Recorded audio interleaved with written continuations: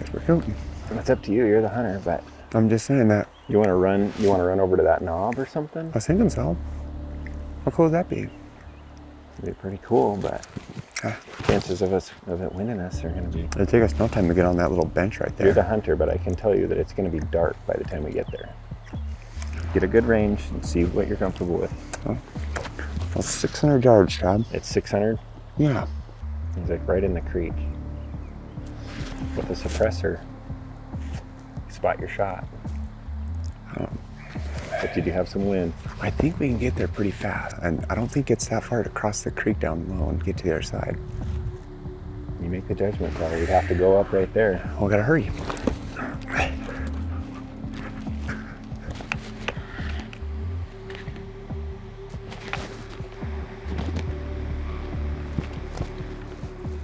I can't tell if this wind's going right to the draw and going down. What? Oh. You don't know what it's going to do till you get across the creek. Well, are we gonna go this way, or do you think, what's the quickest route? You're going to have to bail and see what it's doing over there. Okay. I would like to come over that bench. Just right over here, okay.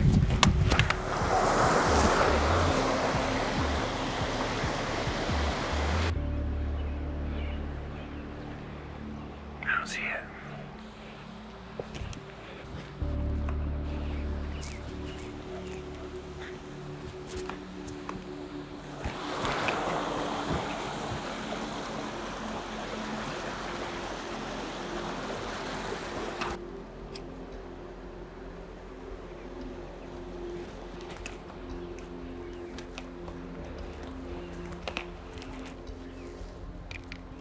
Sorry, bro.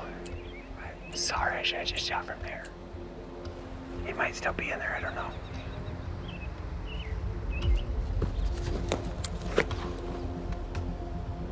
Let's go to the next point. I mean, the last place we saw him, he was up in there a little ways. Might be just be behind, he might just be in the same spot.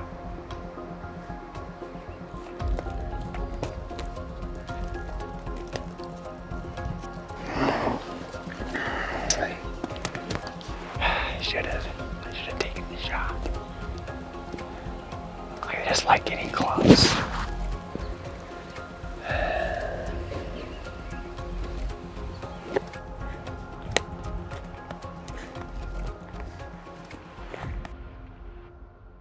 Sorry, Travis, I should have taken the chance. That's why we shoot long range. Seen the real side, the dark side. The dark side I'm stuck in the rut. the dark side, and there's no dark side. Just kidding. No, I thought it was fun. Because They're just brothers just having Yeah. that's what I was thinking about. I was like, It's like the way you talk to your family is different than how you Yeah. talk to friends. You know what I mean? Yeah. So like Travis and I, we grew up together. So it's like, what are you doing? I don't know. You know, you're just like, Yeah. you have these like little, you have these little moments. But honestly, we actually, when we hunt, like let's say when we hunt a lot, we know each other's next move. But when we like I think the last time Travis and I hunted together was like back in November. mm-hmm. It's like, it's almost like we have to restart and get back on each other's groove and rhythm again.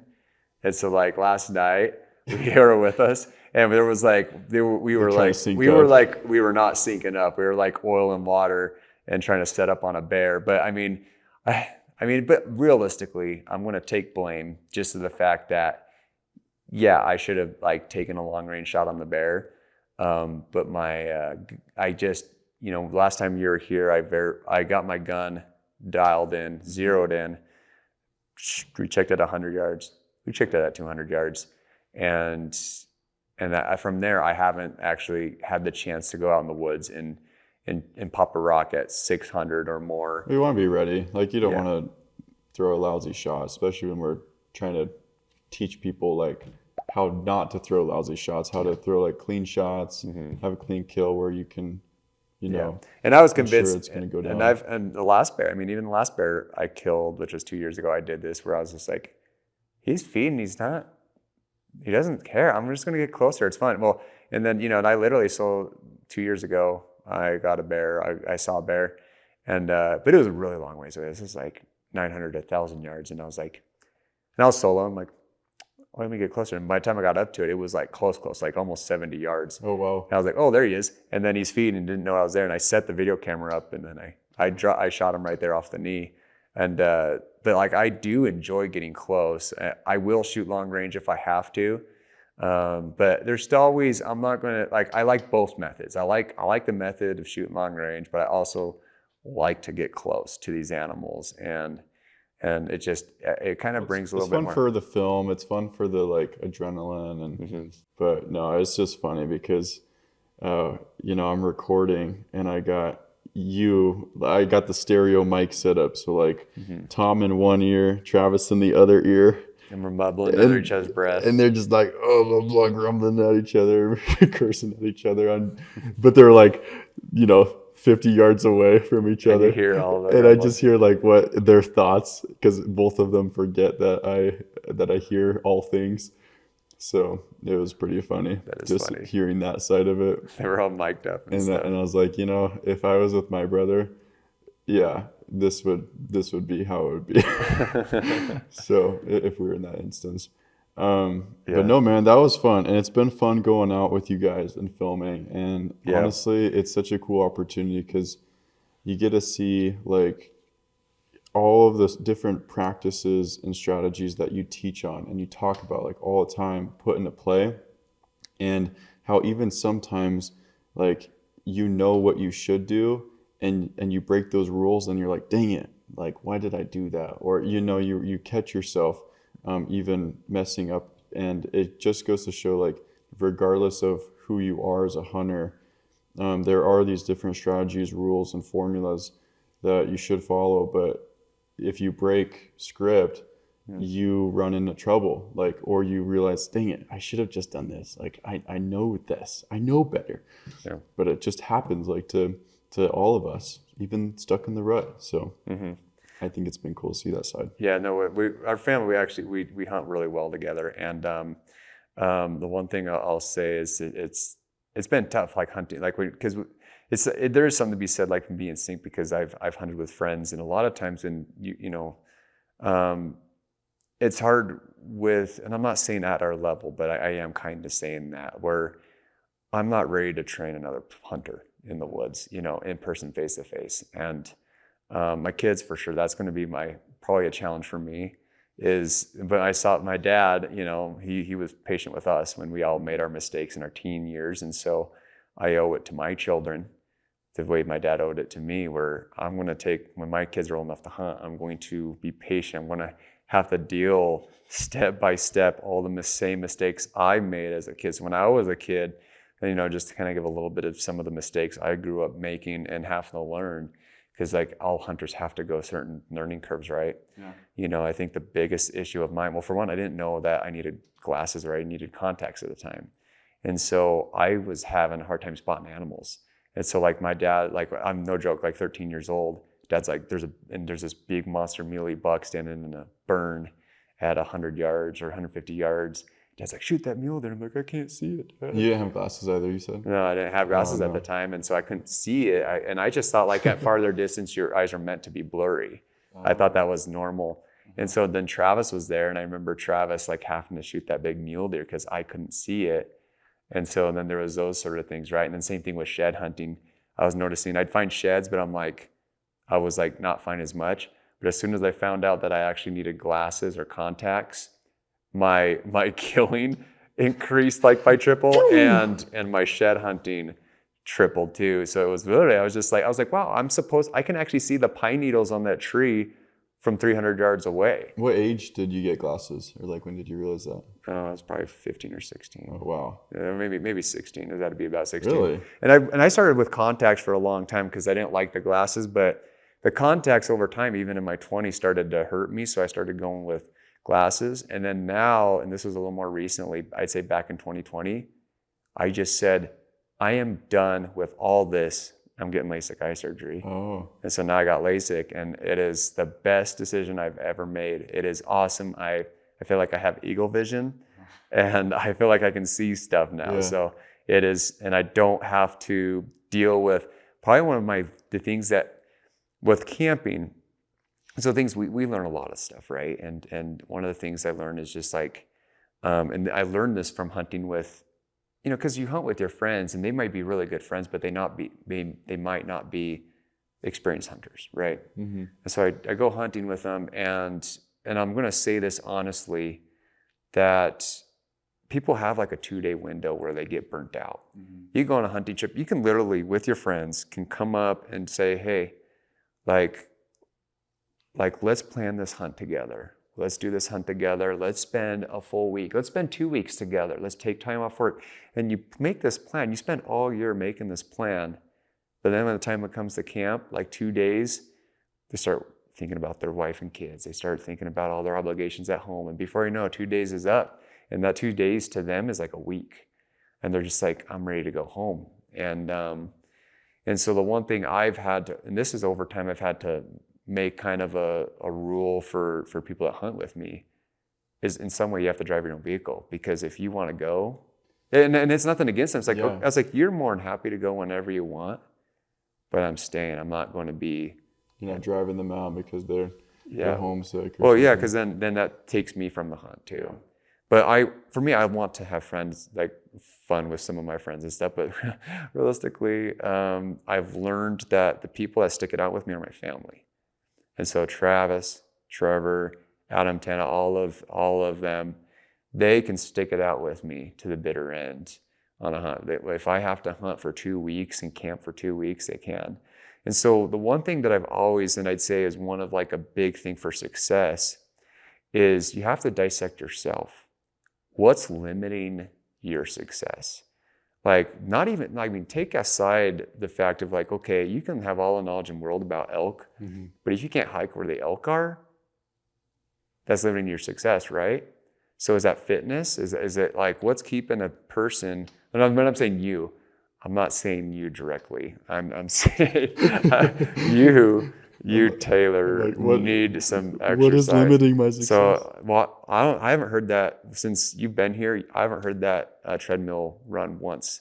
And I'm just kidding. You should be on. I'm just kidding. No, every time I look at it, I feel guilty. Yeah. No, I think you're right though. Like, and sometimes with what's limiting your success, it can definitely be kind of the people in your circle, and that's really sad to say, because like at no point in time do you want to think of like anyone as a burden or anyone holding you back from doing something. But there's actually a lot of experts that work with like 360 Sportsmen that have said, you know what, there was a point in time like in my professional career where I had to say goodbye to people, or I had to stop riding with people or working with people simply because I needed to find a different level of people, a different caliber that were going to push me further and like teach me. Like I want to learn, I want to be teachable. And that doesn't mean you avoid those friends at all, because honestly, I have a couple people that I consider as my best friends, right? And I don't have one particular person that I put higher than the other. I have like a couple people I consider my best friend. Like one of my best friends doesn't even hunt at all. He's not even a hunter. And he's one of my best. So it's like, just because he doesn't hunt with me doesn't mean he's not my best friend. But I know for a fact, I don't want him on a hunting trip with me, because that's not his thing. Yeah. And he's not a camper either. And so then the other thing is like my best partner in life, my own wife, she's not hunting, she's not a hunter at all. And so that's fine. She doesn't have to hunt. As long as she supports me in what I do, I'm okay being by myself. I just went on a solo shed hunting trip, camped far from home. And at this time, I didn't have anyone to go with me, so I went solo. Yeah. I'm okay going by myself. That does not bother me one bit. You know, I don't go hunting to build relationships with people. I hunt specifically. It's something that I'm trying to get out of the experience of the outdoors. If it's harvesting an elk, if it's, you know, I love that challenge, and I don't need somebody next to me in my circle. But there is moments too where I feel like with my family, for example, like Travis and I, you know, I mean, we've been doing the Creating the Elk masterclass together for the past couple of days. Travis and I were sharing stories that him and I both like created a bond together, because we've some elk that we have taken together. We had a team up. It's a lot of stories. Yeah, and have killed a lot of animals together. And there's times where I've watched Travis make mistakes in the woods. And he's watched me make mistakes in the woods. And so we've both have had, I guess, you know, it's just like with anything, when you're, like I said, with siblings, we clash. And but I think what's important is you don't let the little things bother you. You don't let the little things hold you up. And so like you experienced a little bit of me and Travis, just like I said, we weren't in sync yesterday on a bear. Like I wanted to do this and he wanted to do that. And realistically, I'll say this, we probably should have went with Travis' plan, but I still like the reality was I should have verified my gun prior to going out. I should have made sure and popped a rock at 600 yards before I even went out in the woods. I was hoping that we were going to see a bear within 200, 300 yards. Surprisingly, we ended up having a long range opportunity. I'm like, oh shoot. Well, my gun's technically not verified. And that would have been a good time to shoot. But I was like, we need to get closer and that so that you guys know. But that's where we disagreed. Travis and I was disagreeing here was like, he's like, just shoot from here. And I'm like, my gun's not verified. He's like, why did you bring a gun that's not verified? And I'm like, good point, Travis. Shut up. Don't talk to me. Don't talk to me. But I'm like, but regardless, I know my gun, like, I'm good at least with the 400 yards and under. And but in this situation, it was either we're going to shoot from there or we're going to be shooting at 200 yards plus. And I honestly thought the bear was still going to be there. And when we got down there, the wind was really swirly, and I think the bear must have winded us. But there was a lot of good spots to hide. I mean, I think if the wind was right, it would have been a good archery opportunity. But like I said, we kind of clashed there, but not big enough to where, like I said, it's like we got over it. And but we, obviously afterwards you heard just like, gosh, I told you we should have done it. Well, everyone wants to say what they're thinking, right? After the fact and let it out and sometimes passive aggressively. And it's just funny. Yeah. But I think kind of going back to your point there, as we're looking at like what are the mistakes that hunters make or what is it that they're missing? Well, and you see so you see how Travis's mind works yesterday though too. Yeah.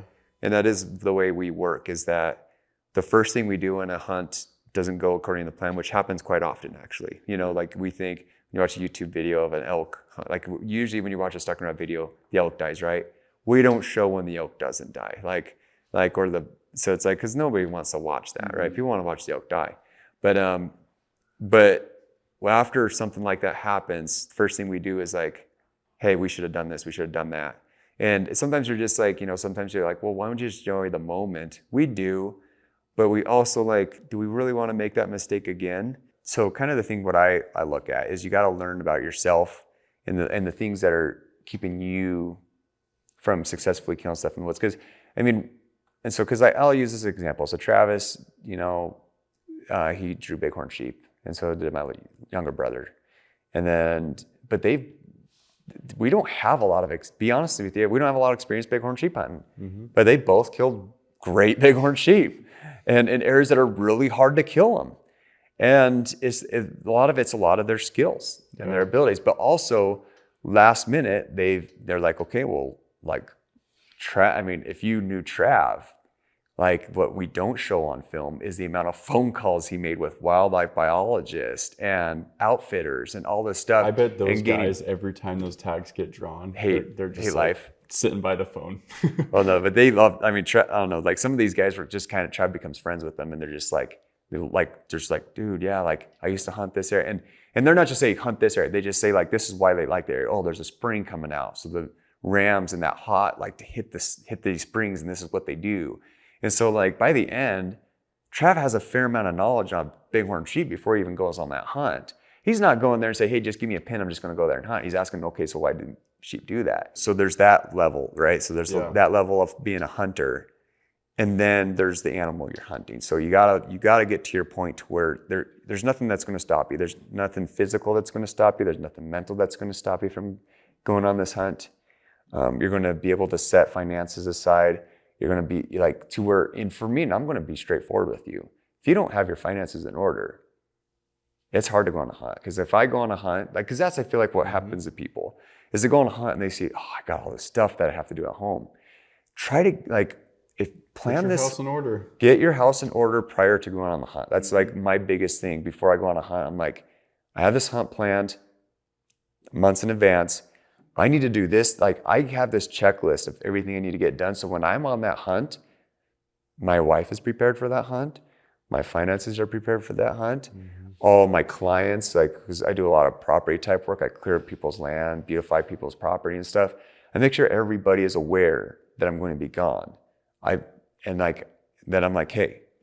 And sometimes there's a little sacrifice there. Hey, sorry, I'm not going to get that job. If you really need that job to get done, you're going to have to hire somebody else, because hunting is my life, and I'm not going to work to the day I die. I'm not going to be that type of person. Like, I want to enjoy life. Yeah. I'm not going to, like, for me, my kudos when I die is like, oh, how hard I work, like how many hours I worked. I'm like I don't want to, like, Put your time in. That's why I never want a time machine. Some people are like, oh, I wish I had a time machine where I go back in time. I don't want to go back in time, because that means I have to rework all over again. I have to make all that money all over again. But that's important, getting your house in order, because there are a lot of sportsmen that go do a lot of different activities out there, or hunting, and just totally set aside all their responsibilities, don't think about what needs to be taken care of. And we're actually going to be creating a masterclass on that too, on 360 Sportsman. Creating a Good Life is the name of it, to talk about how to put your house in order.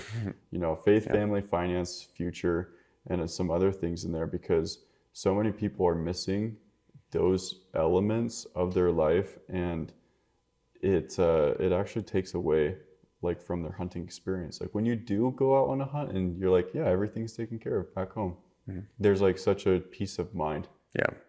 There's actually jobs I've had to quit, unfortunately, because they were. You told me some. I told you some of those stories where there was jobs that were just, they took too much. They were great money makers, but they sucked my time to where I couldn't enjoy a hunt. Yeah. Like, I actually needed to be on call during the hunt, and I couldn't do it. I'm not going through another year like this. It was actually made my life slightly miserable, but I was like, am I going to keep doing this? So I had a question there. Do I keep going this path and I just stop? I just do less hunting, or do I change my occupation? I change my occupation. I'm not going to change what makes me happy, because it's a goal. Like that, I think that's the next thing here, is like looking at what your goals are, and if your goal is to get out and hunt, or to be a successful hunter, or it's maybe you have different goals. Like, I have different retirement goals. I have different goals with family, real estate, whatever it might be. You set those goals up in place, and maybe your outdoor life is one of those areas. When you set a goal, like, everything's pointing to how you can accomplish that goal. And maybe that means changing how you're doing things with your work, or what job you have. Changing careers and changing work is really hard, but there's a lot of people that are not living a good life. They're living an okay life, or just an life, because they're not willing to give up, or to transform, to change to something that could be better, just because of the discomfort of the transition. But yeah, I mean, if people go through even this transition from, like, an okay hunter to a great hunter, that will be an uncomfortable transition. Well, it's a big pattern, because I'm not just going based on me or Trav or anyone else in our family, but if I go and see, like the guy I've been talking to you about for whitetails, who we want to get on the whitetail masterclass. He's the guy who's also set himself that way, and he's not a rich guy. He just lives comfortably. He lives a simple life, and he has no, like, he's out of debt and all that stuff. And what does he do all day, all year long? He takes whatever time off he needs to, and he sets trail cams and deer scrapes for whitetails, and he patterns whitetails, and he kills a big buck very consistently. And it's like, you see this pattern with guys all the time. And like I said, you don't have to be rich to live a good life. And so you just need to have things in order, and to diagnose it. Like, most things that happen, like, there's a lot of bad. We know there's bad things that happen to good people, right? But there's a lot of things that are in our control. Let's try not focusing the things that are out of our control. Let's focus on the things that are in our control and work on those first. I had to do that. Like, for me, it was kind of really funny, and this is kind of something to wrap up with, but like, there was a weird time where, like, I had a lot of bodily issues, like, where I had injuries and stuff, and I was just like, and there was things that were out of my control. But all I could do, like, and it was a hard lesson for me to learn, because I couldn't do anything about it. And it was like driving me nuts. But I was like, what I could do, there was things that were in my control that I can solve and make right. And that helped me big time. I feel like a lot of time it's hard. Sometimes it's really easy. A lot of things get in the way. Yeah. I even see something very simple. Let's talk about, Instagram. Instagram can be a time sucker. What? Yeah, I know, and you love it. I can waste a lot of time on an Instagram. And I try to find balance in it too, right? And I'm just being open with the public here that, because we do it for work, for the stuck and rut and stuff, but I try to set boundaries with myself and how much I'm on Instagram. I wish I can be on and just like everybody's posts. I love to see everybody's success, everybody that kills a big buck or big movie buck. I want to say congratulations. I'm really happy for your success. I'm like, yes, another guy who's got it figured out in life, But I spend too much time doing that, then I don't have enough time on my own life, And I easily, I'm sure we all get the notification, oh, you wasted so many hours this week on Every week on your screen on time your screen. report. I'm like, son of a gun. I was like, I wasted so much life.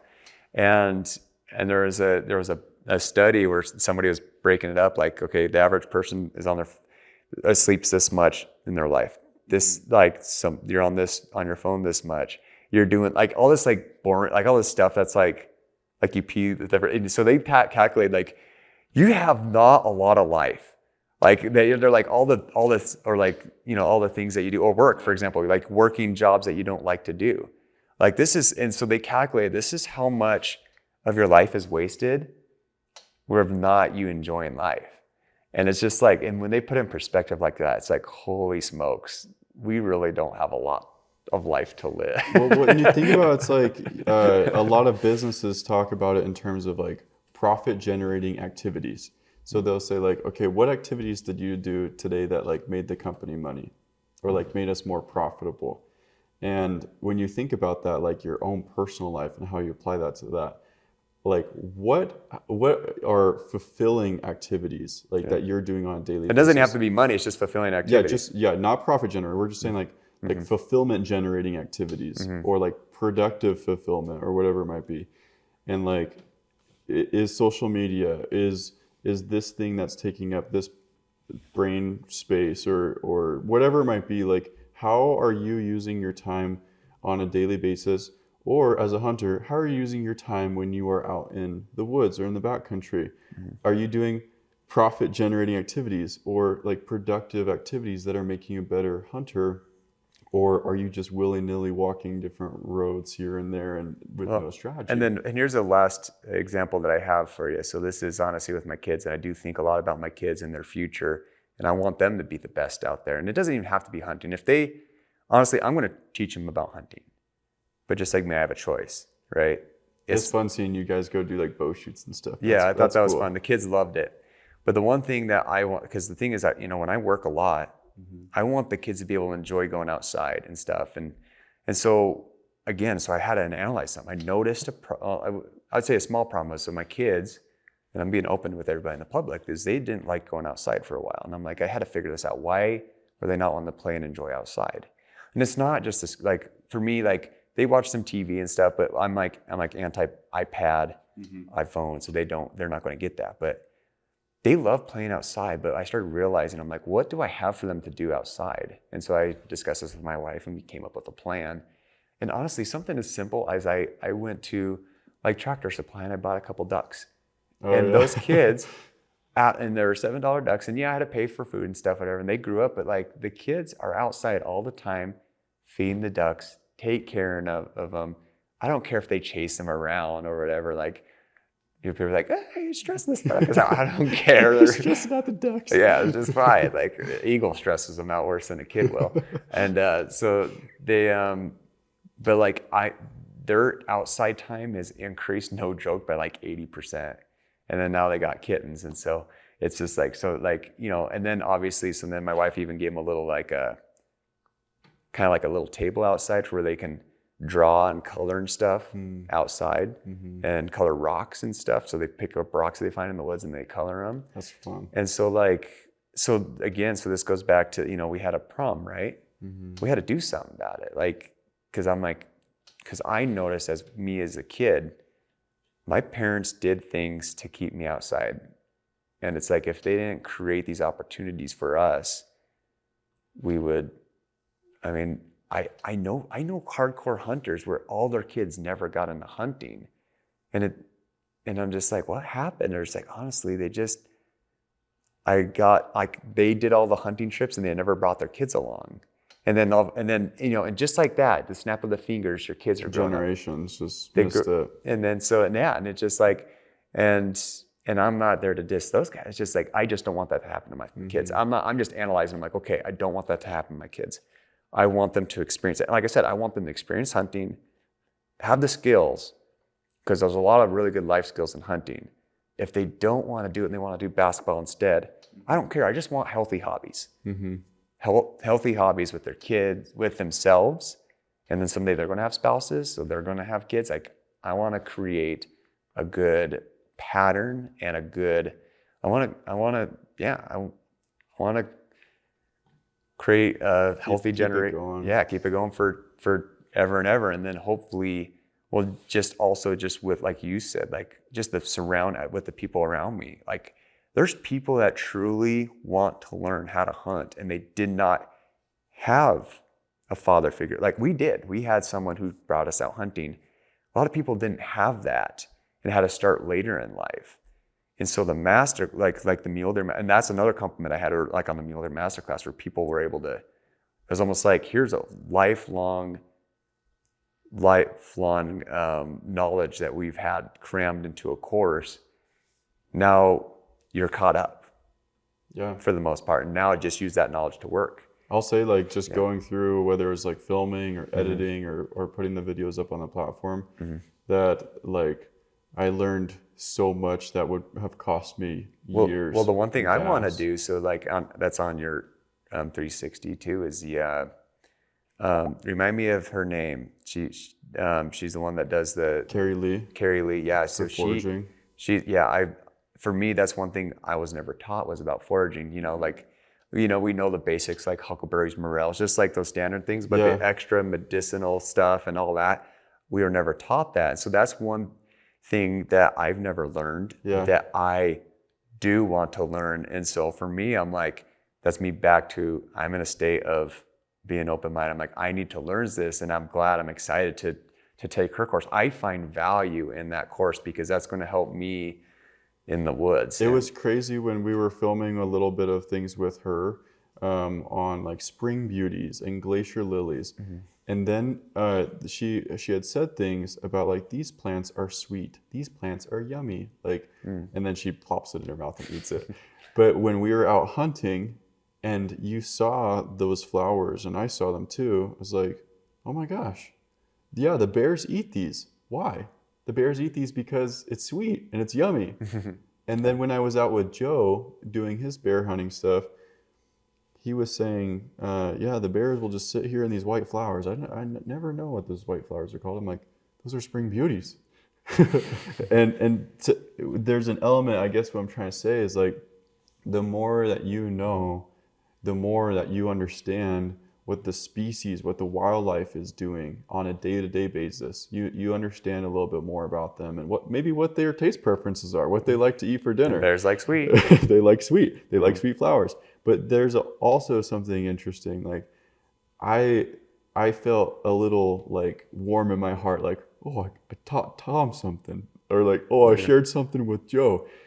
And that same feeling can be passed down to generations. That could go to your kids. That could go to other people. Yeah, as you teach and pass. Yeah, because maybe someone got into hunting for the first time. Well, now they can pass it on to their kid and start the generation right. And so I mean, or whatever you want to learn. It could be foraging. It could be whatever you want. So it's so important that, and to wrap things up here, the hunting industry is really struggling with recruiting new hunters, meaning like teaching and bringing new outdoorsmen into the space, and also retaining.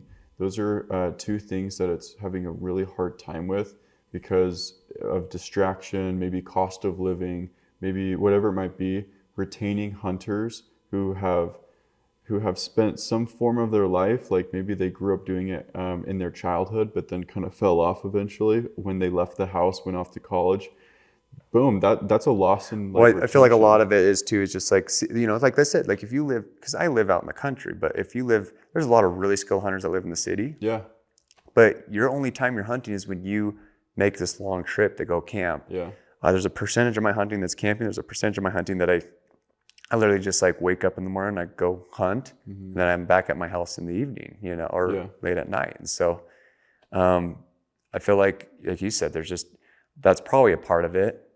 And a lot of it's distractions too. I mean, I think, you know, there was an era where you can live with one person providing, like the father working and the mother not. And it's getting to now a time in history where it's pretty hard to do that now. It's really expensive to live. And so both spouses need to work or just one spouse has to work extra hard. And there's just, you know, the life is not as simple as it used to be, but it can still be achievable. Yep. And like I said, sometimes it's not even a money thing. Like Yeah. there's a percentage of it is, of course. We know how expensive houses are, but just other things that are crippling us and priorities and a lot of it can be it's simply priorities. And that's why we love 360 Sportsman. We love the platform and the master classes and what it gives to sportsmen, because it's recruiting, it's bringing new people into the hunting and into the outdoor industry. We have master classes on all sorts of different outdoor sports across the spectrum. So it's bringing new sportsmen into the industry. It's teaching them skills that will cut that learning curve, and they don't need to spend as much time, hopefully, out in the country trying to figure things out, so they can just get out there and have the success more rapidly. But then it's also going to help retain, as far as keeping our skills like up to par with where it should be. We're getting out and we know and we remember. I remember filming some of these master classes. I'm like, oh yeah, I learned this when I was like 14. I totally forgot. Like Carrie Lee's like tying different knots or doing different fire starting methods. I'm like, I totally learned that. Like when we retain our skills and our knowledge, we're able to keep ourselves engaged in these sports and traditions that hopefully stay alive for generations to come. So thanks for putting your master classes together. I saved you on time with the wolf and the mule deer. So yeah, wolf, bear, mule deer. Oh, you helped me with the elk. bear, but yeah, elk too. You got a long range rifle basics course. We're looking at doing a how to film your hunt, like a DIY self-filming.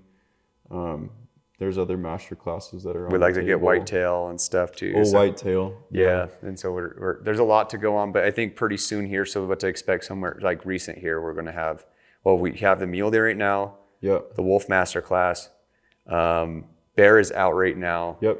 And then elk, if you guys are really interested, and you want reminded for that elk course and just learning like just some of our family secrets and how to kill, not just any elk, but herd bulls, get a head start and studying those areas where you can achieve your success in harvesting a big bull elk. Not to mention too, with all of these different courses that you've created, it's all actually bundled into the Stuck in the Rut collection. Yeah. So if people are like, you know what, there's so many big game species here that I would love to jump into and figure this out quickly.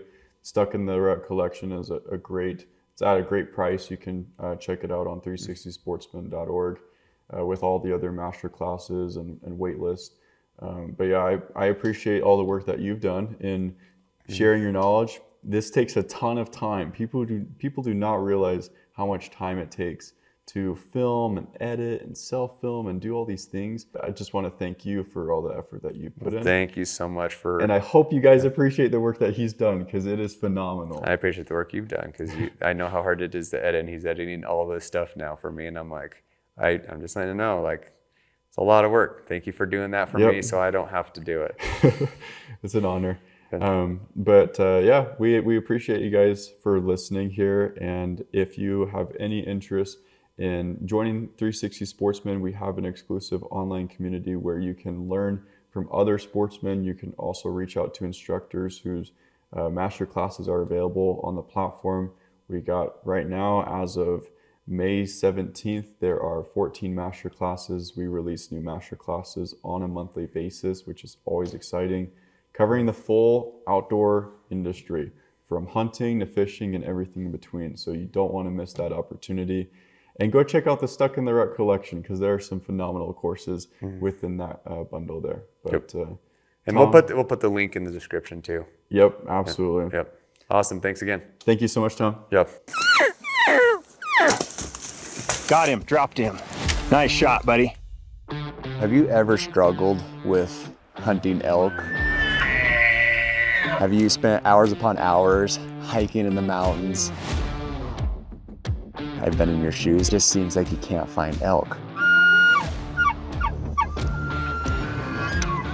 Well, for years and years of experience between myself, Travis, and the rest of our family, we've created the perfect formula. From elk behavior to hunting herd bulls. Perfect shot. There's a little information of everything. Freaking stud. Thank you, Lord. So blessed. And it doesn't matter what terrain, from wide open plains to even the desert. I feel like what separates us from the others is we have perfected the tactics in harvesting those big herd bulls. That's the best bull you've ever killed. And so I highly recommend checking out Elk Hunting Masterclass from Stuck in Rut. I promise you're not going to regret it.